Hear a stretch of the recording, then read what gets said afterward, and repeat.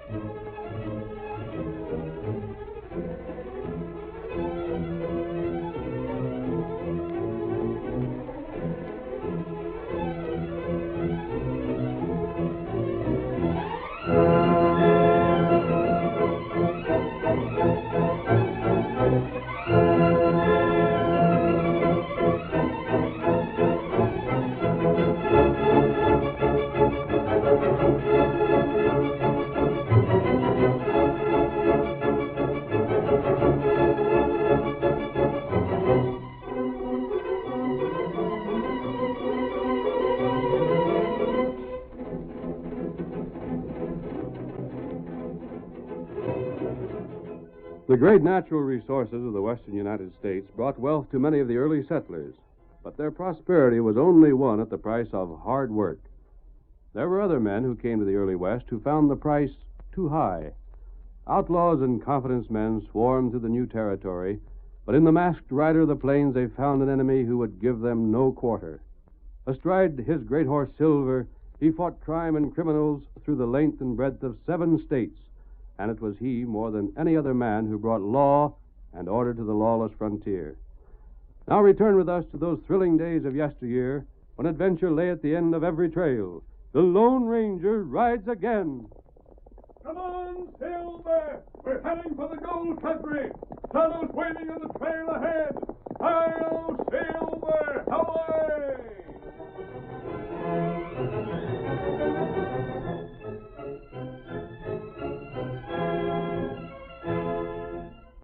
As our story opens, 2 men, both dressed like Easterners, are sitting at a table in the cafe at Kimberly, and... I tell you, Ransom, we should call on Mr. Faber tonight. This late? You realize what time it is? I realize this deal is too important to take chances. What's the harm in waiting? Get Faber out of bed now to talk business, he'd probably be so mad you'd spoil everything. There's $50,000 at stake. It won't run away, Bennett. No? What if Faber learns what his mine is worth? Do you think he'll sell for what we've been authorized to offer? How's he going to find out overnight? Well, I don't know. Bennett, you're too nervous. Forget about it. The Blue Star will still be worth as much in the morning as it is now. And Faber will still be glad to sell out for $10,000. This thing has got me nervous. I'd hate to think of what the Home Office would have to say if the deal didn't go through.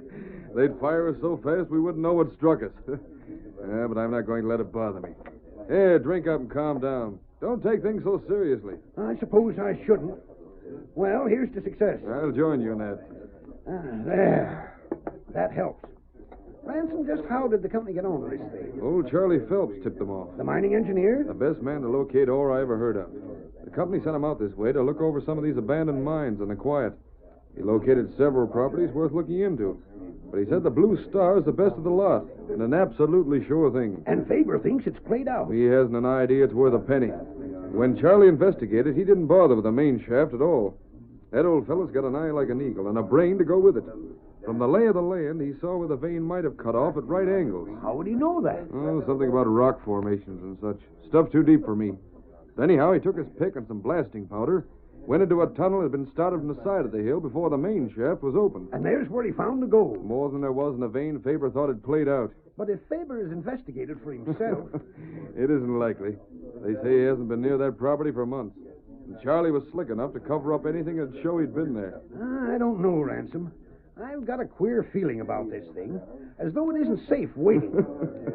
That again? But if you'll promise me, we'll call on Faber first thing in the morning. I give you my word. We'll be sitting on the porch when he gets up. Now, forget about it. Have another drink. Bartender, Bartender, 2 more of the same at this table. Golly, $10,000. And for the old Blue Star. Hey, barkeep, hold on a second. Want something, Hank? You bet I want something. And by the eternal, I'm going to get it. Huh? What are you talking about? Never mind, barkeep. That's a secret. Here's for the drinks I had. Maybe I'll be in tomorrow and tell you about it. Hank, this is a double eagle you give me.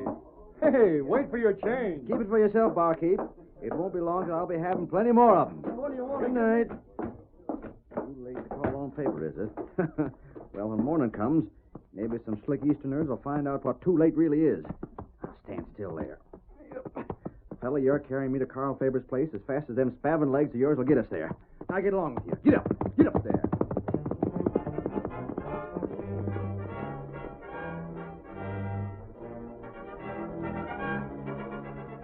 It was nearly noon the next day when Hank Dobbins arrived at the abandoned Blue Star mine and reined in his horse before the side tunnel. Oh, there. Oh, boy. So this is where Charlie Phelps was digging around. Well, I'll bet he didn't cover up so as I won't find that vein. What the? 2 horses. And gosh, what horses they are. Must be somebody camped inside. Well, I'll blame soon find out. Where'll I get my pick?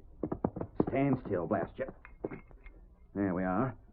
Now, if there's anybody in there, I'll soon show them whose property they're trespassing on. This doggone tunnel's so low, a fellow's got to stoop to get inside. There's somebody there, all right. I see some candles burning. Hey there! Whoever you are in there, you're camped on property belonging to me. Is this your mine? Sure is. And if you're outlaws, I got a pick in one hand and a shooting iron in the other. We're not outlaws, Carl. What'd you call me Carl for? Doesn't Carl Faber own this mine? Not anymore, he don't. Not outlaws, huh? But you're masked. There's an Injun with you. Me, Tonto. I got you covered. Put down your gun. We're not going to harm you. Oh, no, you don't. I ain't being talked into nothing. Heist your hands, both of you. I said put down your gun. And I said to raise your hands. Now, if you Don't don't... take that gun. Wait, let go. Oh. You get hurt? No, Kimasabi. The gun was pointed in the air. Blast you. It was your own fault. You wouldn't believe me when I told you we weren't outlaws. You're masked. Never mind that. Well, anyhow, I ain't got nothing on me for you to steal. And I reckon what ore you fellas could pack away wouldn't amount to much. Or? What or? I ain't saying. But it's clear enough what you meant. Wait a minute. I didn't recognize you at first. Aren't you Hank Dobbins? And what if I am? I thought you were a rancher. What are you speculating in mines for? Speculating. That's what you think. You said you bought this mine. I bought it last night. Got Carl out of bed, brought up the papers, and the cash is to be paid today. I'd call that speculation.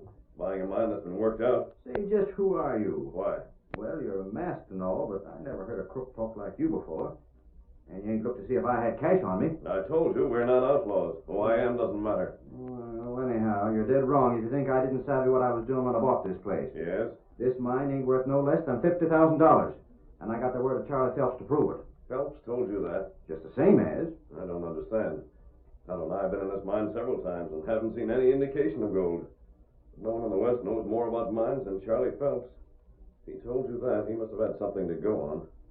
When did you see him? Well, I didn't see him exactly. No? But I got it from some fellas that knew about the report he made on the mine. Here, give me that pick. Well, what do you I'm going to show you something. This is the end of the shaft right here. If anyone had found more gold here, there would have to be some sign that they've been looking for it. Well, look again. Except for the marks I just made, this shaft hasn't been touched for months. Everything shows signs of weathering. But they said Charlie blasted and covered it up. You can see for yourself that isn't possible. I was in the main shaft this morning. You can take my word for it. There's nothing there either. Right. But they said Who that... told you about Charlie's report? Well, they didn't tell me exactly. No? I sort of overheard them. You overheard 2 men talking about this mine, and they said Charlie Phelps claimed it was worth $50,000? Oh, that's about the size of it. What did those men look like? Well, they was Easterners. One was kind of tall with a mustache and a hooked nose, and the other was tall, too, but real heavy, and he Hank, was... you've fallen for one of the oldest confidence games there is. Huh? Those men were Slick Allen and Tin Horn Taylor. They've tried this game all over the West. They've served prison sentences twice for it already. But they called themselves Ransom and Bennett. Assume names. How much did you pay for this mine? $3,000 was the price agreed on, but I ain't paid it over yet. And if what you told me is true, then I ain't gonna. Faber, of course, was working with them. But why didn't you investigate first before making the agreement? From the way they talked, I didn't figure I had time. That's part of the game, too. Well, stranger, I'm heading for town. I'm seeing the sheriff about this, And if there's any way to do it, Faber and them crooks are going to be jailed. Plenty mad. I haven't too much sympathy for him, Tonto. It's plain that he thought he was putting something over himself when he bought this place. But him not pay cash, him find out in time. I have an idea, Tonto. He will pay. And I doubt that anybody will be arrested unless we take a hand.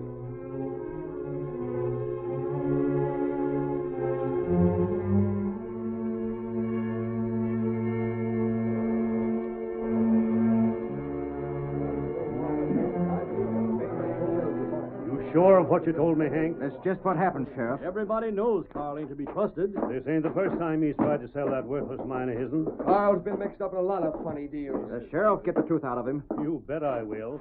Here we are. You inside, Carl? Just a second. Howdy, Sheriff. Hey, what's all the crowd for? You back too, Hank? And back for a showdown. We'll talk this over inside. Look here, Sheriff. I'd like to know what this is all about. Hank's got a complaint to make. It's a mighty serious one, too. Yeah? You sold me that Blue Star mine of yours. Leastways, you tried to sell it to me. Tried to. I did. I got the papers here to prove it. Gosh, he admits it. Does he think he can get away with a stunt like this? He's got more gumption than I give him credit for. You're admitting you sold Hank the mine? For $3,000.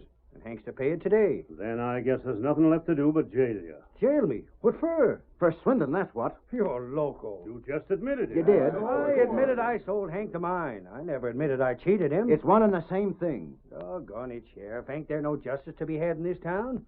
You can't jail me without giving a reason. Hank says there was a couple of strangers in town last night that pretended to be Easterners. What about them? Now, don't pretend they wasn't in town, Carl, because I was tending bar in the cafe when they was there and seen them myself. And right after Hank left, they rode away. Why would I say they wasn't in town when I don't even savvy what you're talking about? They was your friends. It was them that tricked me into thinking your mine was worth something. Hank, why don't you confess you haven't told the half of it? When you came here last night, I told you right out you was a fool to buy the Blue Star. You said that to Hank? I did, but he wouldn't listen. I thought it was mighty funny him rousing me out of bed the way to buy a worthless mine. I didn't want to be bothered, but he wouldn't pay no attention. I named $3,000 as the price just to get rid of him. When he took me up on it, I was the most surprised man in the county. Well, if what you say is so... It is so. Ask Steve there, Leif. Hank was so all-fired anxious to get my mine, he made them come over and witness the deal we made. Fellas, is Carl telling the truth? That's the way it was, Sheriff. What you got to say, Hank? All I gotta say is Carl tricked me, even if I can't prove it. Just hold on. Seems to me, Hank, you was the one that was trying to do the swindling, coming here trying to take advantage of my ignorance. You never told me that you thought the Blue Star was worth so blame much. Well, Hank, you've just wasted my time. But gosh, Sheriff... Come on, let's get back to cafe. Not so fast. Huh? I aim to know if Hank's going to keep his bargain with me. Pay you that cash. I'll be a ringtail snorting maverick if I will. Pay you $3,000 for nothing after you tricking me? What do you take me for? I take you for a polecat whose word ain't no good. Why, you... Both of you shut up. You won't make me shut up, Sheriff. I got Hank's signature here on the deal we made last night. He's to pay me $3,000 for the Blue Star. Oh, Sheriff. Tell him he can't do that. Go on, tell him. I'm sorry, Hank. You mean... Carl's got a case again you, all right. It'd be for the court to decide, not me. But it might go hard for you. I get tricked. I get cheated out of $3,000 in hard cash. And then, on top of that, I can be sued for being tricked. If that's justice, then I'm a sheep herder. Dog blast me. Are you going to pay or aren't you? I guess I'll have to. But, Carl, you'll get yours yet. You just wait and see. You'll get yours, and you'll get a plenty.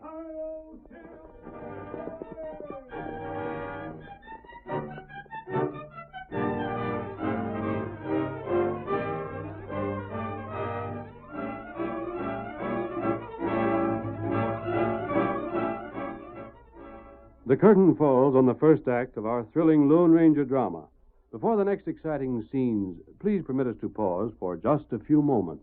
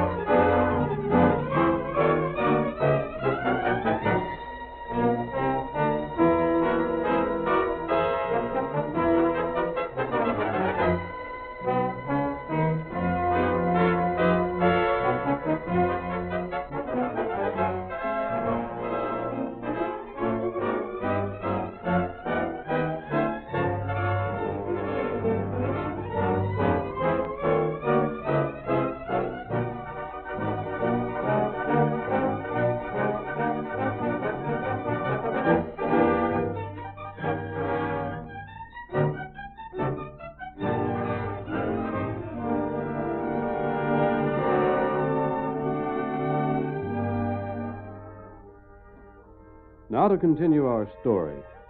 Hank Dobbins was forced to pay the money his bargain called for, in spite of the fact that he knew he had been swindled. Our next scene opens just outside town, where the masked man and Tonto have halted their horses under cover of a grove of trees. It went just as I thought it would, Tonto.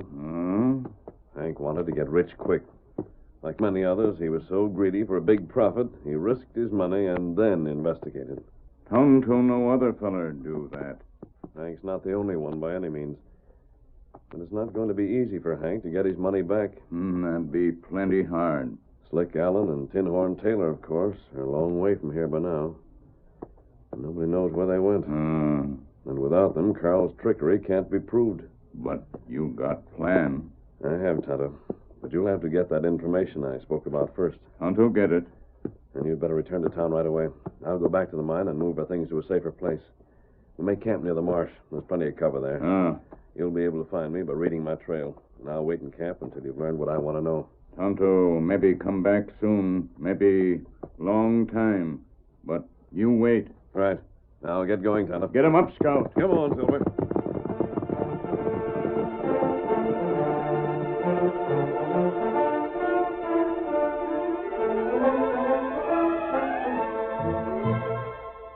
The faithful Indian, returning to town, shadowed Carl Faber wherever he went. He saw Carl receive the money Hank indignantly paid him. He was watching when Faber retired that night, and again when Carl rose in the morning and left his house. It was several hours later that Tonto arrived at the masked man's new camp and... Oh, Scout, oh! You found out, Oh, Scout. Wasabi. It on stage. Leave town 1 hour from now. What name did Carl use? Him sent a feller named Bennett. Good. Here, Silver. Tonto, you stay in camp for a while and rest. Then as soon as you've slept, get back to town and keep on watching Carl. Tonto, do that. When I've finished, I'll join you. Me not rest long. You get back quick.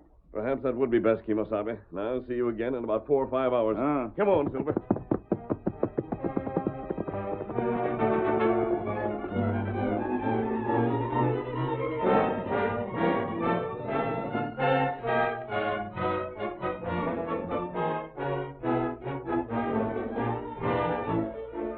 The stage leaving Kimberly for Westwood was pounding and jolting over the trail when suddenly the guard grasped the arm of the driver and pointed across the plain, saying, Milt, look over yonder. You see something? Looks to me like trouble. You see the fellow on the white horse riding ahead of us off? Gosh, yes. Whip up your horses. Maybe this isn't a holdup. When you ain't sure of strangers, the thing to do is get away from them. I'll whip him up. Get along, Blackie. Lay into that harness, Nero. Get moving. Make tracks, you critters. By heavens, Milt, it is trouble. Yeah? That hombre's masked. We're not going to pull away from him neither. Milt, just look at that white horse stretch out. He don't hardly bother to touch the ground. They'll meet us, all right. Get your rifle ready. I've got it. Get up. Blast it, get going. Gosh, we might just as well be tied up to a hitch rack for all the good this is doing us. I ain't worried as long as there's just one of him. Stop that stage! What's he yelling? He said to stop the stage. Yeah, like fun we will. Get up!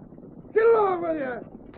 Come on, Silver! I'll draw a bead on him. See if you can't drill him. Yeah, never even come close. How's a fella to aim with this stage bouncing around the way it is? Pull up those horses! Get away from us! Get up! Get up! Draw away or I'll fire again.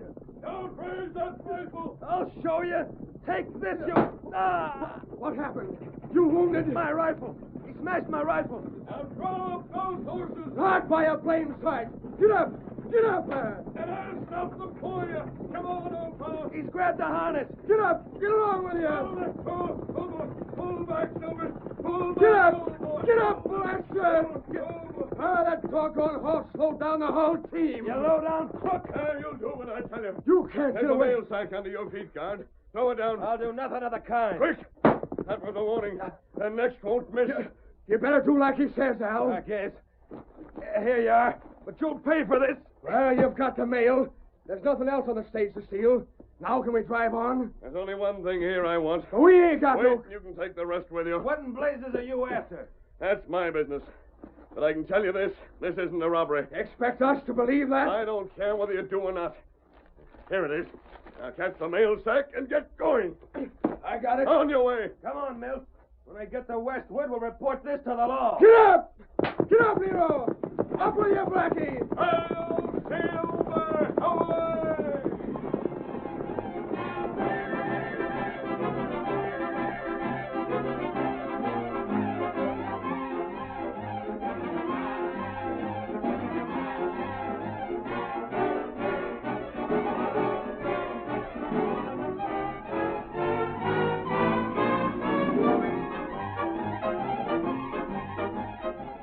With the package in his possession, the Lone Ranger raced back to town.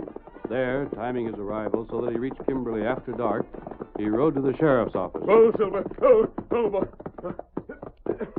Wait for me, boy. Hey, what is it? Sheriff, take this. Mask. I've got something to tell you, and you're to listen. I'll... Keep your hand away from that holster, Sheriff. Who are you? What do you want? First of all, that package there.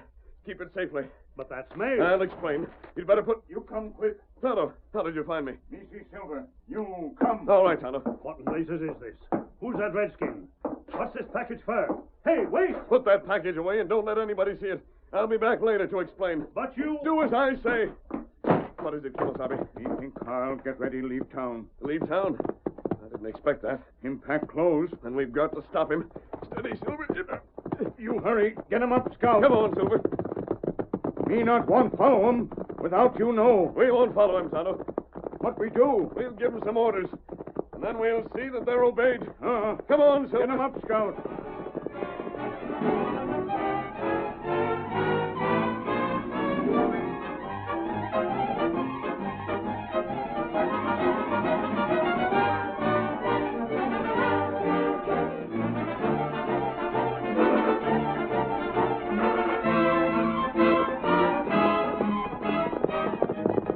Come on, Tonto.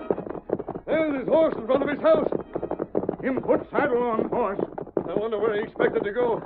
Maybe him meet outlaw friend. No, I don't think he planned to meet Slick and Tin Horn. If he had, he wouldn't have sent that package. He must have had another reason for wanting to leave. Here, I'll Go, Silver. Go. Go, fella. Go. Who's there? What do you want? Come on, Tonto. Outlaws. Where did you think you were going? What's it to you? How do you know I plan to go anywheres? Tonto saw you packing up. What if I was? Just this.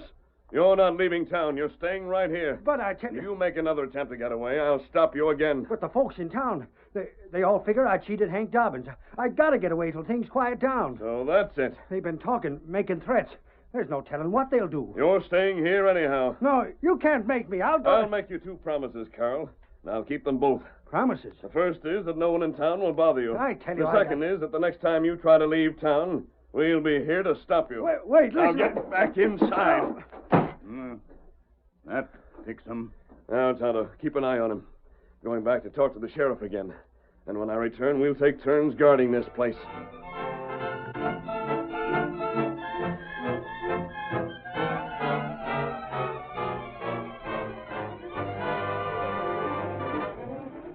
More than a week went by, and a dozen times Carl Faber tried to escape.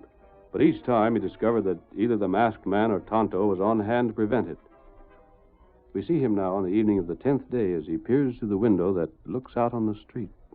Too dark to see him, even if they was around. Blast him. It's enough to drive a fella loco. Never knows where they are, what they're up to. If I could just get a clean shot at one of them and... What's that? On the back door. If it's the redskin or the masked man, I'll show him. Gun. Yeah, there. Just one shot. Who's there? Open up. Ain't the redskin's voice or the masked hombres. Who are you and what are you... Oh, you double-crossing skunk. Slick. And here's Tin Horn. I'll take that gun. You are looking for us, huh? Waiting to drill us, is that it? What's the matter? What are you fellas doing here? As though you don't know. Hold out our share of the cash you got and then pretend you don't savvy why we come back. That's not so. We've been waiting over a week for that cash you promised to send. And not a sign of it. You figured we'd be scared to come back here to claim it, didn't you? Well, this should prove different. I sent you the cash. Honest, I did. I sent it the next day. It went out by stage. Save your lying for someone that'll believe you. But you gotta believe me. Even meet us with a gun in your hand. I can't figure this out. You don't need to. All you've got to do is hand over that cash. And this time we'll take all of it. Wait, You heard us. The cash, quick. Where you got it hid? Please, wait, listen. There's something wrong about this. I suppose now you'll say that Hank didn't fall for our scheme. You think we didn't hear about him buying your mine for $3,000? The news got around all right. Hank fell for it. Sure he did. I ain't claiming he didn't. I already told you I sent the cash. It must have slipped your mind. There's only the 1,000 here I kept for myself. I can show you. Here, it's in my desk. I went... What's the matter? That window. There's someone outside. What? The masked fella. What mask? The fella that... Not just the masked man, you crooks. The law's here, too. Come on in, fellas. Hey, you did this, Carl. Carl's not to blame. You trapped yourself. What in... Slick, Carl sent you the money all right. But the masked man got it back and give it to me. There, I told you. We knew you'd be coming back to find out why you hadn't got your share. And you crooks not only come back, but you said enough in our hearing to send you to jail for a good long time. Slick, run for it. Take one step and you'll stop lead. And I'm just itching to pull this trigger finger. They've got us. But you fellas ain't got nothing on me. I can't help what they done. I just... You're in just as bad as anybody else, Carl. So stop your yelling. And give me back the rest of my cash. I got the 2,000 the masked fella gave the sheriff, and now I aim to have the 1,000 you got. It's in that desk. It better be. I heard Carl say it was when I was listening outside. But, Hank, now you got your cash back, you'd better take some advice. Huh? Like the masked man said, the next time you figure you're going to get easy cash by making a fool out of some feller, be blame sure he ain't making a fool out of you instead. Hail, Silver, hoy!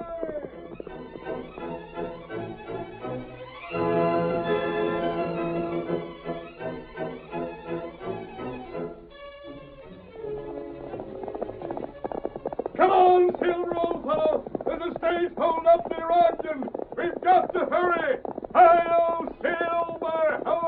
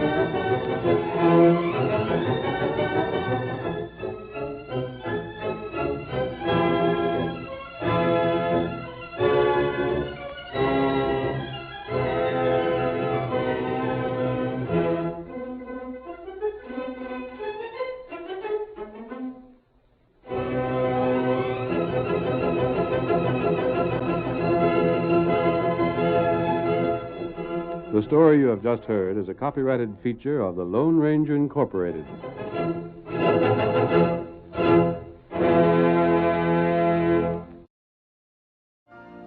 You've been listening to the OTR Gold Network. Find more classic radio at otrgold.com.